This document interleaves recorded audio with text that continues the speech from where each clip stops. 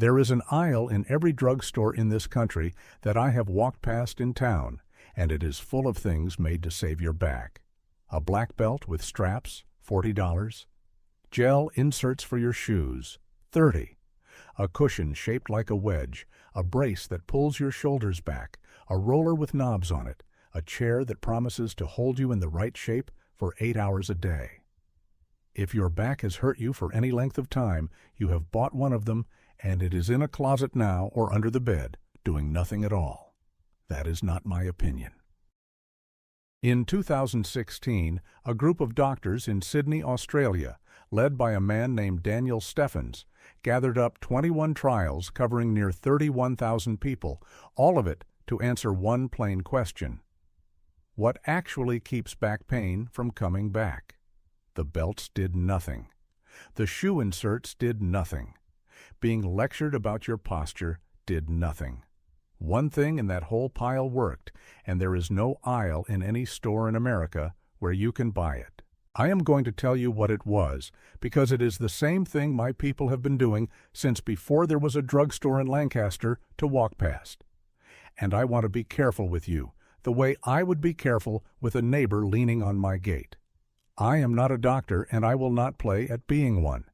If your back is hurt bad, if it is numb down your leg, if it gives out under you, if you are running a fever with it, or losing weight you never meant to lose, then go and see a doctor, and do not let any man on a screen talk you out of it. What I can give you is how a plain body gets used from dawn to dark, and what the English found when they went looking for the same answer with their studies and their step counters. The two came out in the very same place. It cost nothing. Nobody makes $1 off it. That is exactly why you have never heard it said plain, and in the next few minutes I will lay the whole of it out, step by step, and the first step is one you can take this very afternoon without buying a thing.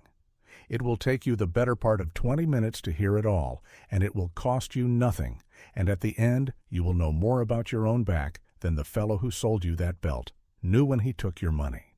My name is Gideon Reel. I am 65 years old, born in Lancaster County, and I have been putting hay up into a barn loft since I was 9 years old.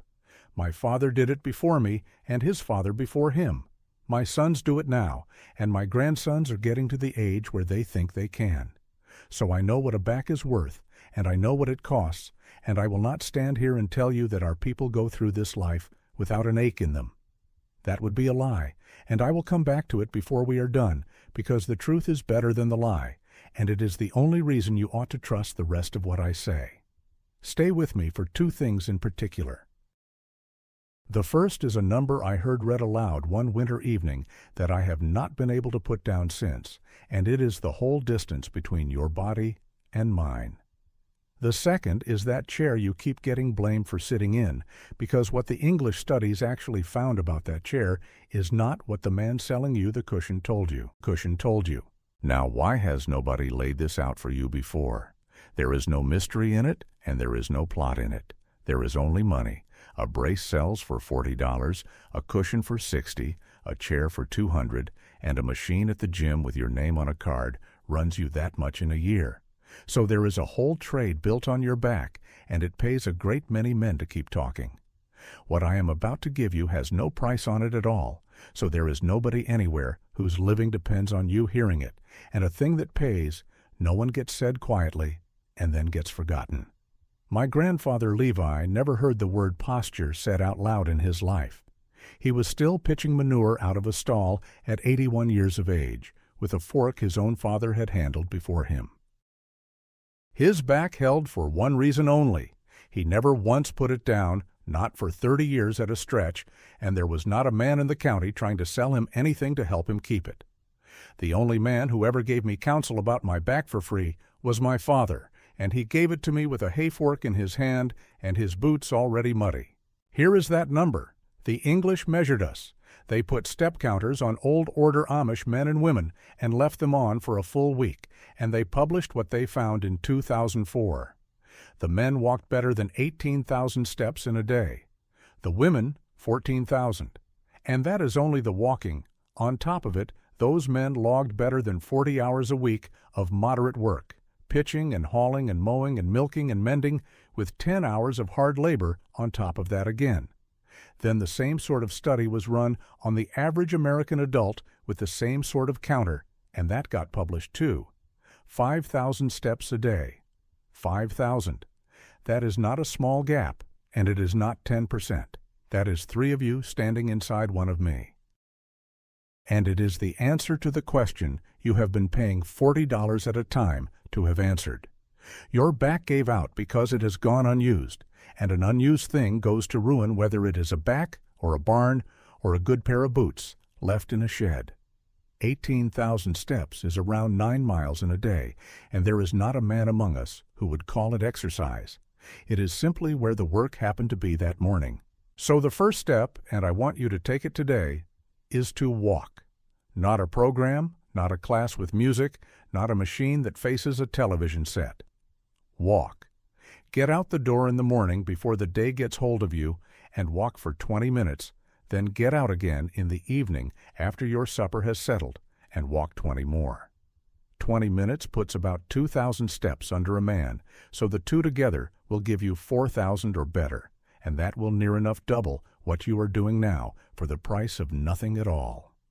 Walk on real ground if you can find it. A lane, the edge of a field, a sidewalk with a hill in it. Because ground that changes under your feet makes you shift and catch and correct with every step you take, and a flat rubber belt in a gymnasium never asks that of you. Do not aim at 18,000. You will not get there. You do not need to get there, and any man who tells you to jump from 5,000 to 18 will have you hurt and quit inside a fortnight. Aim at 10. 10,000 steps a day in ordinary shoes on ordinary ground is the honest mark for an English body. Hold it a month and you will feel the difference low in your back before you can put words to why. The second step catches people off guard because it is not about how much you move at all. It is about how often. We do not hold one shape. A man in my barn is standing, then kneeling to a bucket, then squatting, then up a ladder, then bent over a gate latch that is never once shut right, then carrying something across the yard, and he has changed the shape of his body 20 times in an hour without one thought given to it. You were built for that shifting. A body stiffens in whatever shape you hold it in too long, the way a hinge stiffens in a door that nobody opens, and you have been in one shape since 8 o'clock this morning. So set yourself an honest rule and keep it the way you would keep a chore. Every half hour that you sit still, get up and move for 2 minutes. 2 minutes is nothing. Fill the kettle. Walk to the end of the drive and look at the sky. Carry a load of wash up the stairs. My Esther keeps her sewing on one floor and her ironing on another on purpose, and she is 70 this year, and she has never once called those stairs an inconvenience. If you work at a desk, and most of the folks who write to me do, then hear this part twice, because you cannot walk away from that desk, and you should not have to. Put the things you need most often across the room from where you sit: the printer, the water, the wastebasket. Take every telephone call standing up and walking, and if there is a hallway, use the whole length of it. Do not eat your dinner at that desk. Carry it somewhere else, and carry the dishes back after.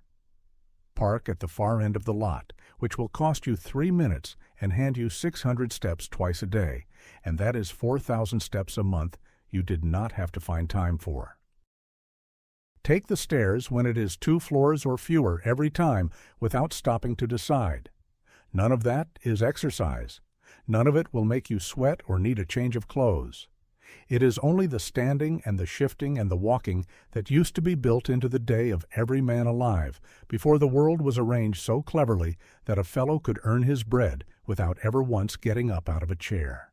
The third step is to carry things, and this is the one the modern world took away from you the most completely, and you never even saw it go. A body that carries a weight has to hold itself together to carry it. The whole middle of you tightens, front and back, and both sides at once, and it must, or you would fold up like a paper sack. That is no theory of mine. That is what a body plainly does the moment you put a full pail in its hand, and you can feel it happen for yourself in the next 10 minutes if you care to go and try it. So carry your own water out to the garden instead of dragging a hose across the lawn. Bring the groceries in from the car in 2 trips instead of 5. Take the wet wash up the stairs in the basket. A 5-gallon pail of water is better than 40 pounds, and it costs you nothing, and my boys were walking 2 of them at a time across the yard at 11 years old, with nobody standing over them correcting their form. Keep the weight in close against you, 1 pail in each hand, if you have 2 of them, and let it hang straight down through you, the way it was meant to. The 4th is plain strength, and it comes out of plain work, not out of a room full of mirrors. Split your own kindling. Turn a garden bed over with a fork instead of a machine. Take the stairs with a load in your arms rather than empty-handed. 20 minutes of splitting wood on a Saturday morning will ask more of the middle of a man than a month on that machine at the gym that has him sitting down while he pushes on it. And when you pick a thing up off the ground, do it the way my father taught me when I was still small enough to need telling. Set your feet under you, push your hind end back, keep the load in close against your body, and stand up with your legs. He did not teach me that out of a book, and no doctor ever told him to. He taught me because a man who lifts wrong on a Monday does not finish out his week, and there was nobody coming to do his work for him while he lay on the floor. Now hear the caution with the same weight you gave the lesson. If your back is hurting you today, this is not the afternoon to go move a hay bale. Start with the walking. Start with the 2 minutes every half hour. Let the strength come later, and slower than you would like it to come. And here is where I owe you some honesty, because everything I have told you is worth nothing if I paint my people as something we are not. Amish backs hurt. Mine hurts. There are mornings in February when I sit on the edge of that bed a good long while before I ask anything of it, and there are men in my church district who cannot pitch a fork at all anymore, and have sons doing it in their place. Farm work is hard on a back, and it always has been. The English studied farmers out in Kansas and found the low back was their worst complaint of all. Better than 1/3 of them carrying work pain in it, which is worse than the general run of working people, not better. Heavy lifting, day after day, is no man's medicine. So do not hear me say that hauling hay is what saves a body, because it plainly is not, and if I told you that I would be selling you the same lie as the fellow with the belt. What saves a body is the other 23 hours, the walking and the standing and the shifting from one shape to another, the carrying of ordinary things a short way, 100 times a day, from the moment a man's feet hit the floor until he climbs the stairs at night. Now, the chair. You have been told your chair is destroying your spine. You have been told sitting is the new smoking, and that if you would only buy the right seat with the right knob in the back of it, you would be delivered from the whole business. In 2010, a group of researchers gathered up 24 studies covering 75,000 people to find out whether sitting at work actually causes back pain, and they could not establish that it does, not with 75,000 people to look at. Some of the weaker studies in the pile even pointed the other way. I tell you that against my own interest, because it would make an easier story for me if the chair were the villain and my barn were the hero of the thing. The chair is not the villain. Stillness is what wears on you, hour after hour, held in one shape, whatever that shape happens to be, and a chair is only the most common way an English body holds still. $200 for a better chair buys a man a nicer way to not move. A man sitting still in a $200 chair is still a man sitting still, and his back knows the difference between a good seat and no seat far less than you have been led to believe. So take that belt out of the closet. 31,000 people already tested it for you in that Australian review, and it prevented nothing. The insoles did no better. Neither did the pamphlet on posture they handed you at work, and I know that is a hard word for a man to hear who has been trying his best to follow it. One thing came through that whole review still standing, and it was moving your body. Exercise, they call it, on its own or with a bit of teaching alongside. I would call it a day's work, and my grandfather Levi would not have called it anything at all, because it never once occurred to him that a man might go a day without it. Whatever name you give it, it is the only thing in that pile, with the evidence behind it. It is free. You can begin it this evening, and there is not one company in America that will make $1 the day you do. Now some of you will want the whole of this written down, the day laid out hour by hour, when we rise, how far we walk before breakfast, what we carry, and how heavy it is. I put it on one sheet, and I call it the Amish Day, and it sits at for nothing. Take it or leave it. I will not bring it up again, and there is nothing on that page you cannot get by staying with me here to the end. Back to the work, because there is one more piece to this, and it is bigger than your back. When the English put those counters on us, they weighed us as well. In that community, 4 adults in 100 were what they call obese. 4. Go and stand in a checkout line in any town in America and look around you, and you will not find 4 in 100. You will find 4 in 10.